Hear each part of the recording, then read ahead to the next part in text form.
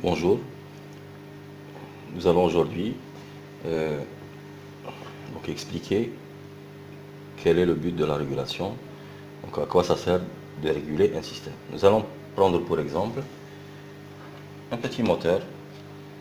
Donc nous avons un moteur qui entraîne une génératrice. Nous allons utiliser comme charge 3 lampes et on peut faire varier le nombre de lampes qui vont s'allumer, c'est-à-dire donc en fin de compte faire varier la charge. Juste pour expliquer les différents blocs que nous avons, je vais d'abord les séparer pour expliquer.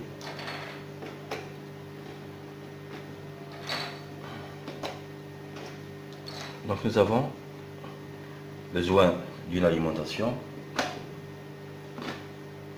donc qui va permettre le fonctionnement des différents blocs. Je vais les séparer.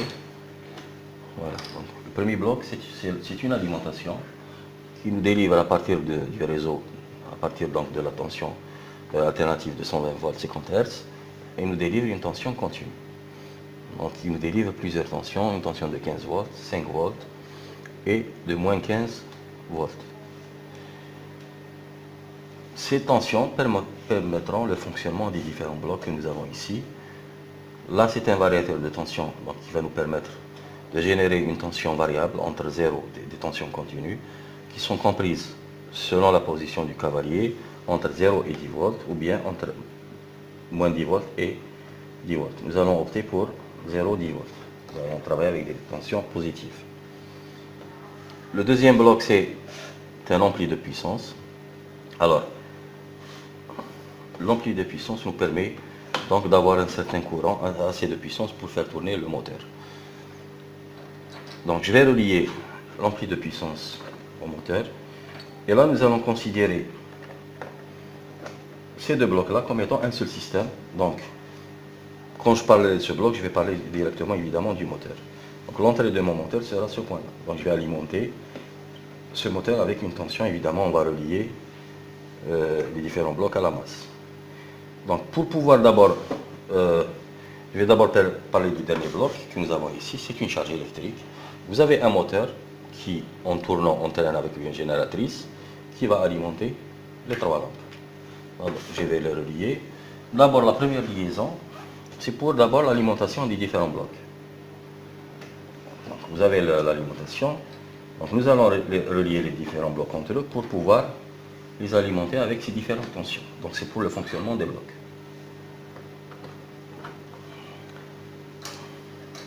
Voilà. Donc j'aurai besoin de relier les différentes masses. Et je vais utiliser un autre cavalier qui me permet de récolter, de prendre la tension. Et là, je vais aussi relier les différentes tensions négatives de moins 15 volts qui sont utiles pour le fonctionnement des différents blocs.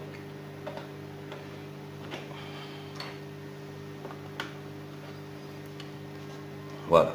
Donc pour le moment, je n'utilise pas encore, je ne vais pas relier la charge, je vais juste voir comment fonctionne ce moteur. Donc pour alimenter ce moteur, j'ai besoin donc d'utiliser une tension.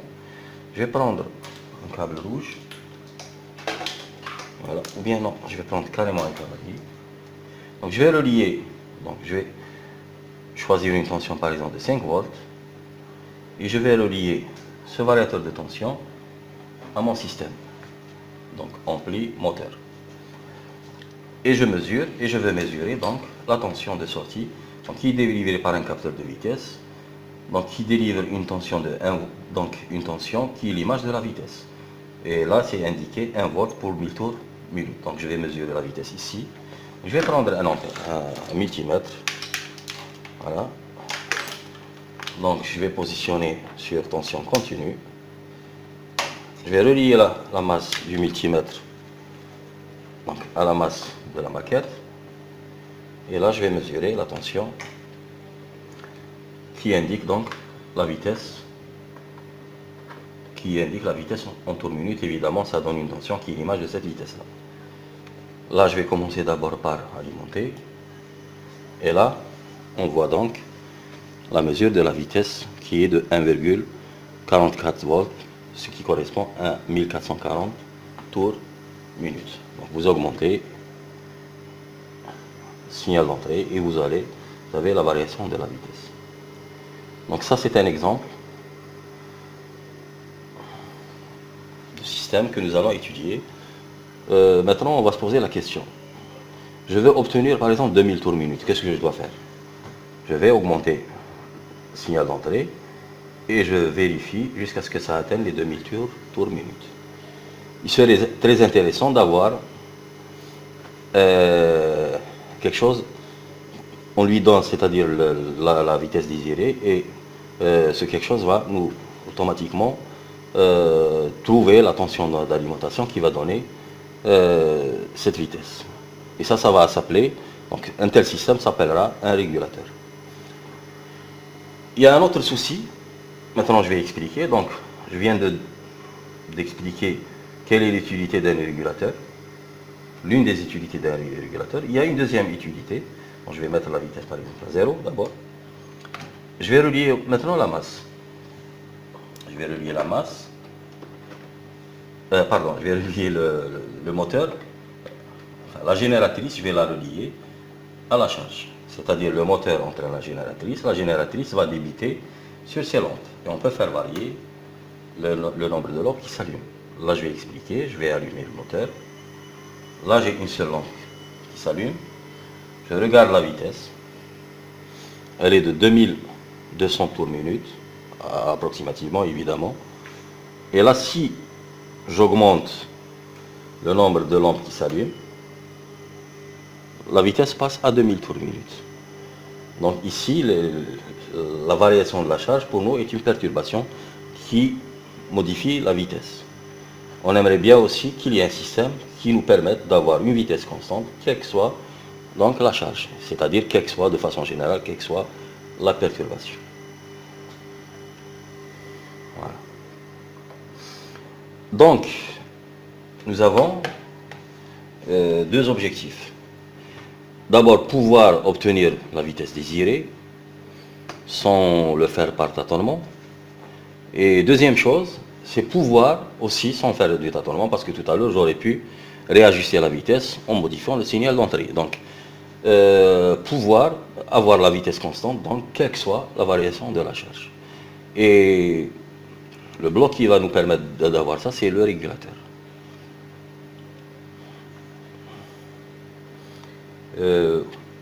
Nous avons pu voir donc les mesures du signal d'entrée, de la vitesse avec le multimètre. Le multimètre nous donne juste donc des valeurs instantanées.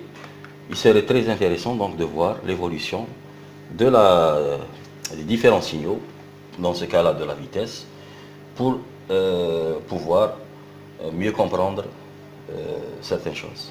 Donc aujourd'hui nous allons vous montrer donc, comment enregistrer les différents signaux dans un fichier en utilisant une carte d'acquisition de données.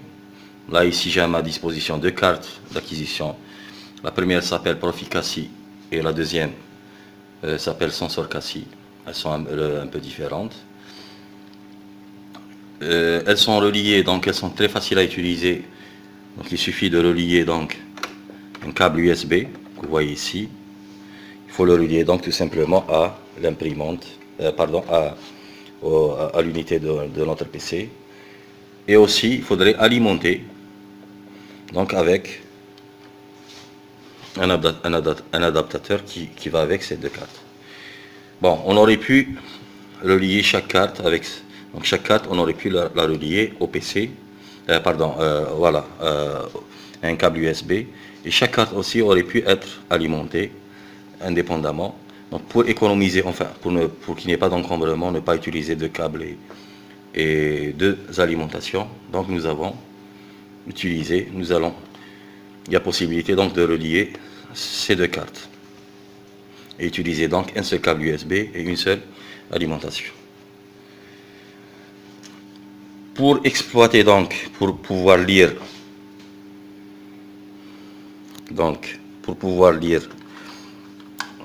les différents signaux, nous allons utiliser le logiciel qui va avec cette carte, qui est le Casilab. On le voit ici. Donc, le logiciel s'appelle, voilà, Casilab.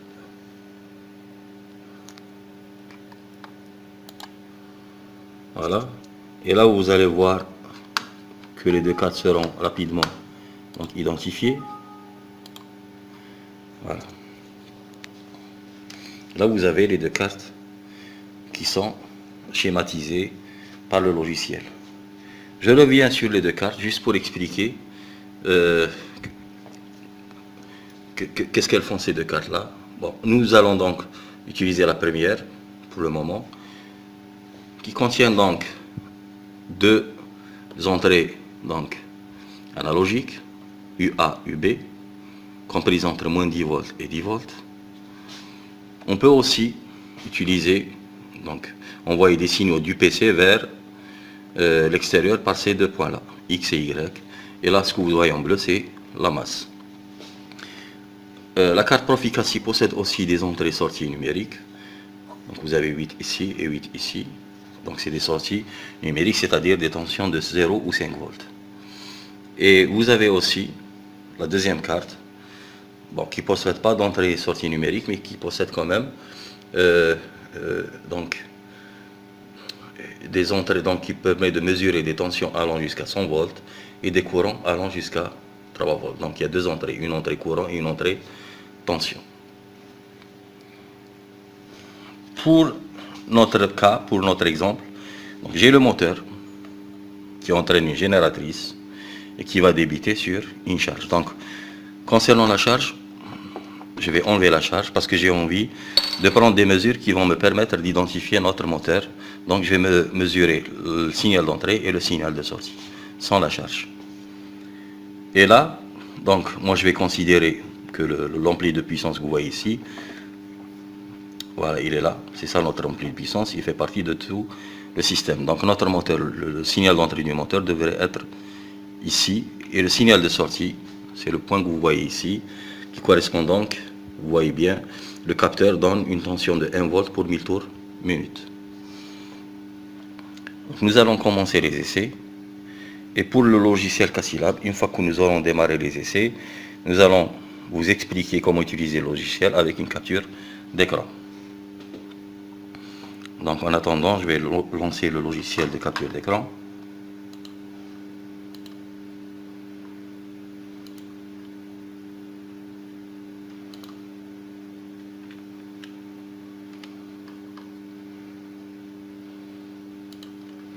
Voilà. Donc pour les essais, je vais prendre d'abord, donc je vais alimenter le moteur. Comme j'ai besoin de mesurer le signal d'entrée, donc je vais alimenter le moteur avec une tension comprise entre 0 et 10 volts. Voilà. Donc je vais par exemple mettre ma tension à 5 volts. Et là, pour la mesure du signal d'entrée, donc je vais prendre donc ce signal, voilà, et je vais l'envoyer vers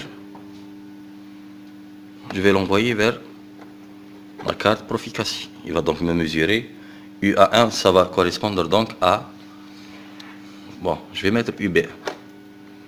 Je vais mettre UB qui va correspondre au signal d'entrée.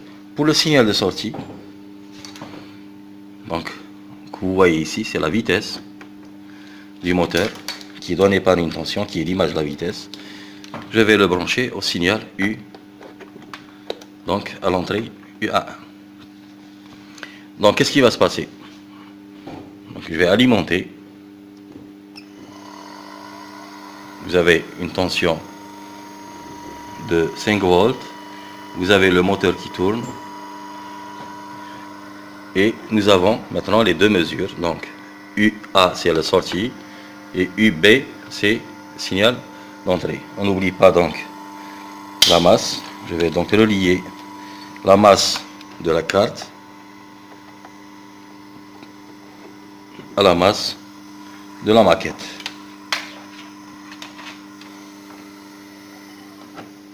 Voilà. Et là, à partir de là, nous allons voir, pour le moment avec donc, la caméra, voir comment expliquer rapidement comment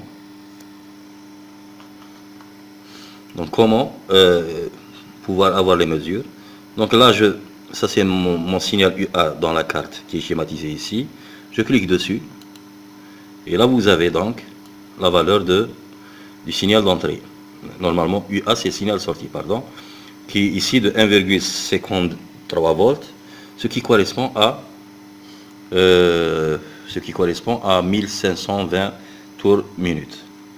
Pour le deuxième signal qui est le signal d'entrée, je clique sur le second point et là vous avez le signal d'entrée, donc UB1, qui est égal à 5,08 volts, donc ce qui correspond, voilà, à la tension d'entrée que j'ai introduite tout à l'heure.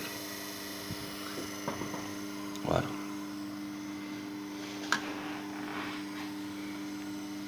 Maintenant, si on veut les courbes, obtenir les courbes, bon, ce que je vais faire pour bien voir la réponse à l'échelon du système, ce que je vais faire, je vais ouvrir l'interrupteur.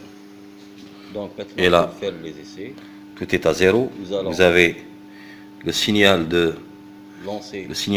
d'entrée qui est égal à 0 volts, donc le signal sorti à 0 volts. Et là, et UB1 0 volts. Donc ça c'est le signal d'entrée et ça c'est le signal de sortie. Je lance la mesure d'abord. Ensuite, je ferme l'interrupteur et là j'obtiens donc la vitesse en fonction du signal d'entrée. Et là, je vais lui demander d'enregistrer. Donc, je vais enregistrer donc dans MATLAB mes documents. Donc, dans mes documents MATLAB, je vais l'appeler donc vitesse 1. Point. Donc, je vais le mettre sous forme de fichier .txt. Voilà, vitesse 1.txt. Ensuite, maintenant je vais profiter pour expliquer. Donc on va voir, donc on va visualiser donc le système, la sortie du système en fonction de la perturbation. Donc je vais brancher la charge. Voilà. Et là on constate, donc après avoir branché la charge, il y a une lampe qui s'allume. Bon là on voit pas bien l'effet parce qu'on a dépassé les 40 secondes. Donc je vais modifier l'échelle. Je vais mettre maximum pour le temps. Je vais mettre 100 secondes pour avoir beaucoup plus, voilà, de temps pour visualiser tous ces signaux-là. Donc je refais un autre essai, donc nouveau. Bon, je lance la mesure. Et là, vous avez donc la sortie. Bon, je refais. Donc, j'ouvre l'interrupteur. Je lance la mesure pour bien voir la dynamique dans du système. Et je ferme l'interrupteur. Là, on voit donc ici, pour mieux visualiser la sortie, c'est pas la peine d'utiliser de moins 10 à 10 volts l'échelle. Donc, on va changer l'échelle de 0 par exemple jusqu'à 6 volts. Voilà. Bien visualiser les deux signaux, l'entrée et la vitesse. Là, je vais augmenter la vitesse. Donc, signal d'entrée, je le mets à 6 volts, approximativement 6 volts. Voilà. Et donc, la vitesse est à 1600 et quelques tours minutes. Là, je vais diminuer la charge. En diminuant la charge, on voit que la vitesse augmente. Je vais augmenter la charge et la vitesse diminue. Donc on voit bien ici donc l'effet de la charge sur la vitesse. Donc on désire que cette vitesse soit constante, quelle que soit la variation de la charge. Et on verra ça comment régler ce problème avec un régulateur. On prendra d'abord comme premier exemple de régulateur un régulateur PI.